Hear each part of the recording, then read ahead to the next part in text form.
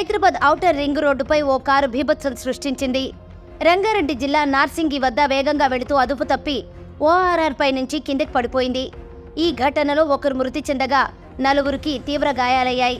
సమాచారం అందుకున్న పోలీసులు ఘటనా స్థలికి చేరుకుని సహాయక చర్యలు చేపట్టారు.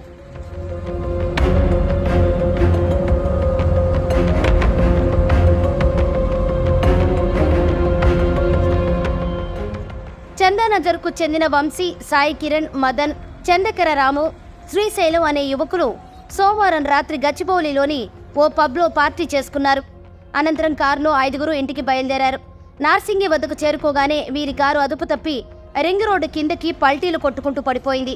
ఈ ఘటనలో వంశీ ప్రాణాలు కోల్పోగా మిగిలిన 4గురు గాయపడ్డారు. సంఘటనా స్థలానికి చేరుకున్న పోలీసులు క్షతగాత్రులను సమీపంలోని ఆసుపత్రికి తరలించారు. ప్రమాద సమయంలో కారు 170 కిలోమీటర్ల వేగంతో ఉందని, డ్రైవింగ్ చేస్తోన్న మదన్ మద్యం మత్తులో ఉండటం వల్లే ఈ ప్రమాదం జరిగిందని పోలీసులు తెలిపారు.